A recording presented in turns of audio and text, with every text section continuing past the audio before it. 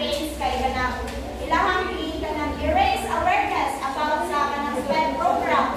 And kanang diri po nila ikuan nga ang parents kani nga naay eligible children or kanang mga kanang qualified na children nga mabutang sa SLED program. Dayon ang SLED working with local workers diri makik-collaborate ang kanang professionals and kanang parents o teacher kung kanang dili nila makuan ang students kung na sila special needs. Tapos,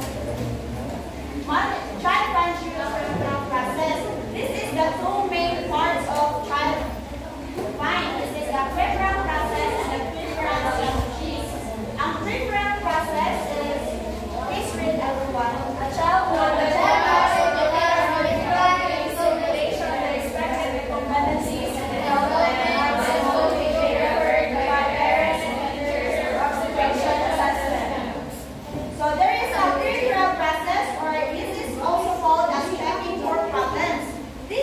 involves identifying who child is experiencing significant difficulties. There is a referral process kay dili nimo ma-identify ang child kung kisay na ay special needs.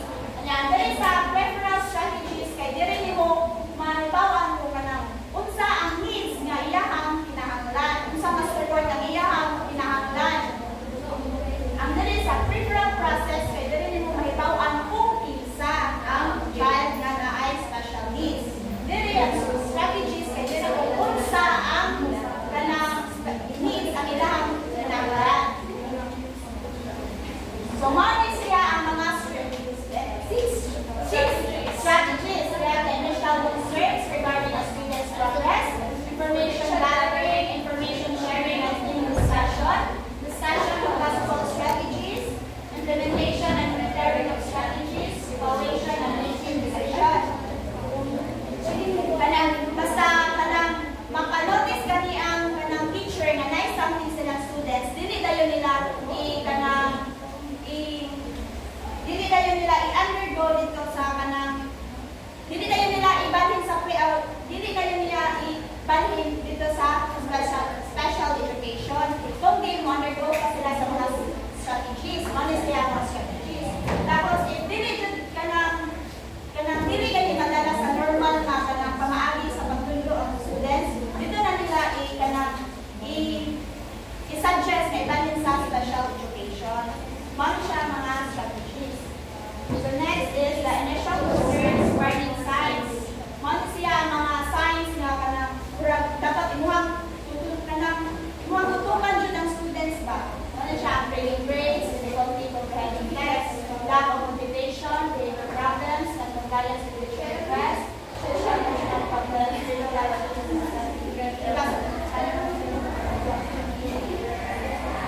next is the information gathering. Dili kung di mo matagpuan kanang true observation and testing sa students kay dili nimo maibaw kung kanang kani yung bata kay need siya o kanang extra support. Dili nimo kanang true kanang pangita kag pamaagi nga kanang muhang maibawan kung kanang unsay kanang needs niya. Dili nimo true observation and testing.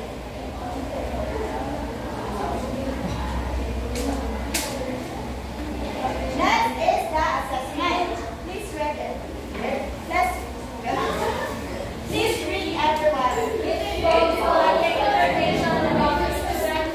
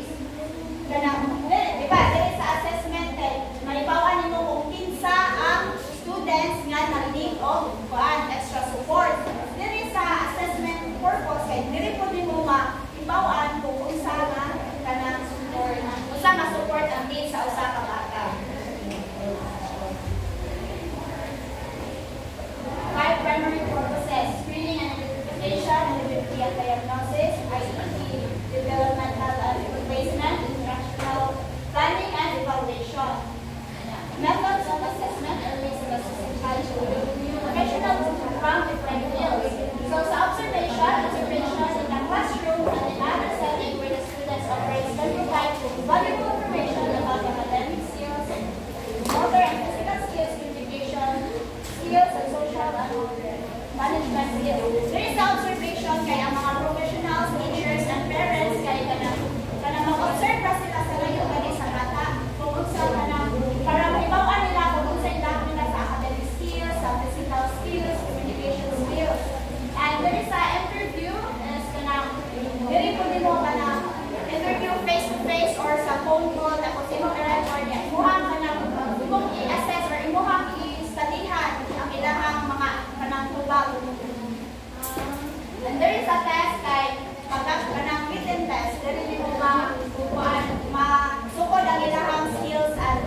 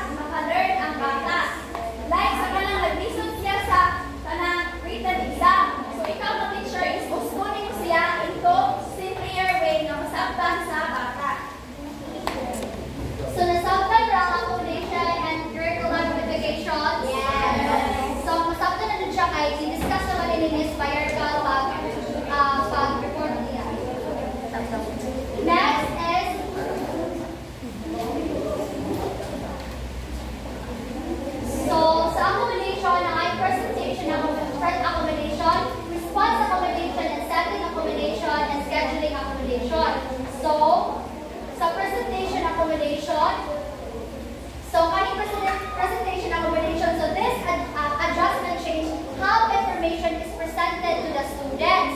So, ang goal niya is to make the material accessible and understandable. Like for example, sa visual aids, so ang teacher is maka-provide siya og mga graphic organizer, mga dako mga pictures or mga bigger charts para sa mga estudyante nga kanang nag-need of visual support.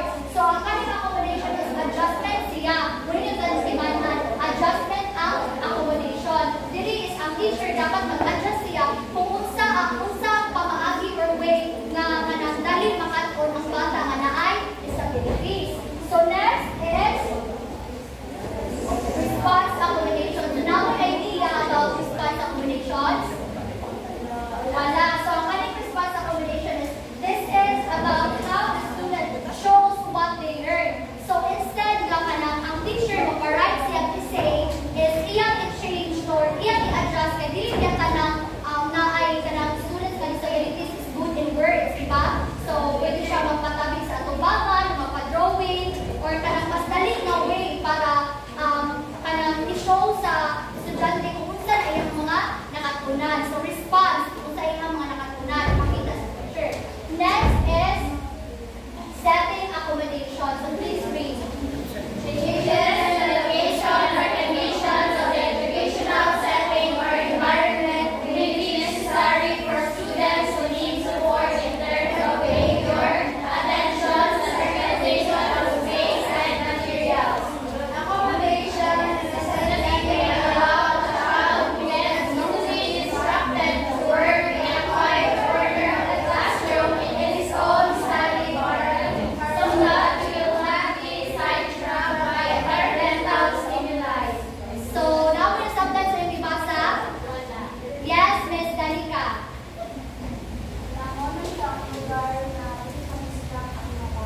Okay, very good. So, when we say setting accommodation, this is about where the student learns. So, di ba, kung ang estudyante nga na disabilities, dali na sila ma-distract sa mga environment. So, ang teacher mo provide sila classroom or mga location na kanang dili-dali ma-distract ang sa estudyante para ang learnings is padayon na gihapon. Sabdan? Next is scheduling accommodation. Please read. Changing time allotment, schedule of tasks and assessments, and management of time are some types of scheduling accommodations. Students with slower ability in processing information and directions, as well as with focusing issues, may need different types of accommodations. So, scheduling accommodation, this is about when the student learns. So, ang mga student with disabilities, tagaan ang kanang mga students na may disabilities, tagaan silang extra time to study, to answer the test, or kanang remove ilang deadline. Kay unlike sa mga normal, yung deadline yun. Pero ang student with disabilities, dapat tagaan silang enough time. Kay, syempre, di na sila kanang dalit makakuha na na so, tinahangan sila o support or kanang time para kanang ang knowledge is na ako. Nasabtan? April, nasabtan?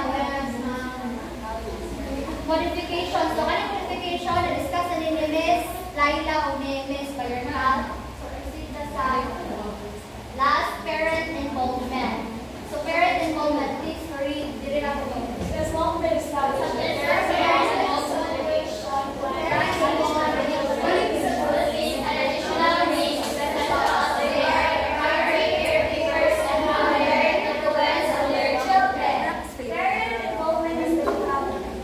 So yes, Miss Lapis, na-accept ka? Wala.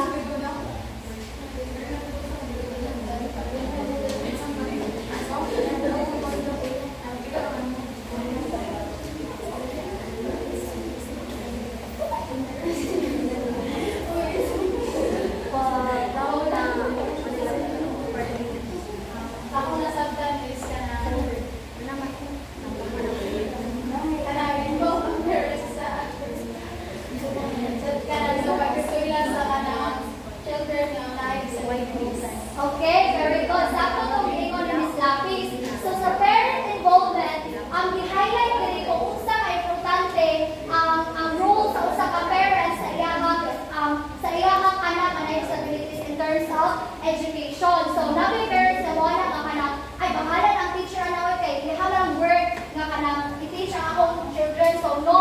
Dapat kay, di ba, ang parent number one or say, una nga teacher sa anak. So, ang parent dapat kay involved at kanang impact sa anak. Because, nabi study shows that when parents are involved, kanang mas magising ang bata sa eskwelahan. So, kung supported ang parents sa ihang anak is mas mas mugana ang anak ang estudyante na naka-disabilities. So, also working together with teachers is the best way to help that children's success. Next is Diritale Bronfenbringer's Human Ecological Theory na ay lima: the chronosystem, macrosystem, exosystem, mesosystem, and microsystem. So, familiar ba mo ani nga words? Yes. Yes. Yes, all right. May familiar nga words. So, first is maguna ta sa microsystem. So, from the word micro, unsa man ang inyong kuan sa inyo? Gamay. Very good. Gamay. So, kaning microsystem, kung ikuha niyo siya sa mga students with disabilities, mo siya, this is the child's immediate world. Like, for example, kanang taga-adlaw, yes, very good, Ms. Rico Plaza, family. Like, kanang halos taga-adlaw nila ma-interact. Like, family, like, mga close friends, sa schools, like, mga anak, so dako kayo influence sa bata anak. It's where they have direct daily interactions. Again, what is microsystem? Yes, alright. So, proceed na sa mesosystem. So, idea ko sa mesosystem? Ha? Mesosystem? O, sabi ko yung gingon, connections.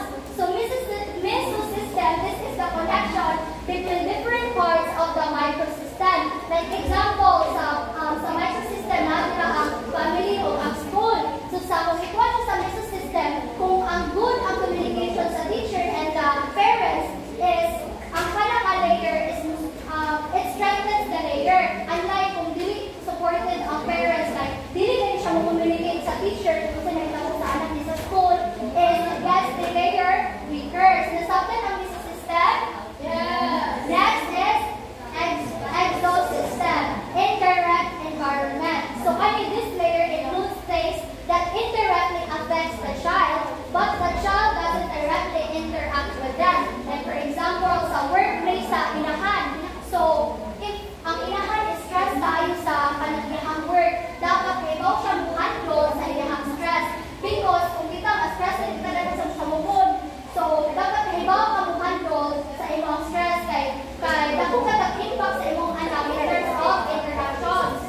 Nasabtan ka? Next is macro system, social and cultural values. So from the word macro, dako. Gusto na dako? Very big. Yes, Ms. Liparano. Macro na daw mga nabasahan. Alright, so when we say macro system, this is the biggest layer. Muna siya ang dako. The culture, the society, and the overall beliefs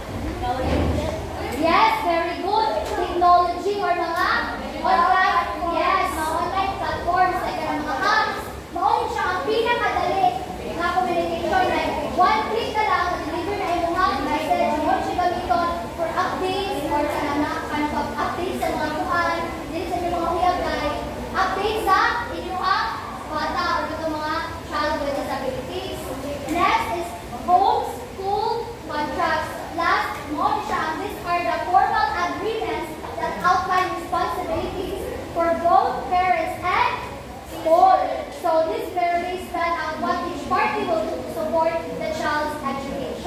So now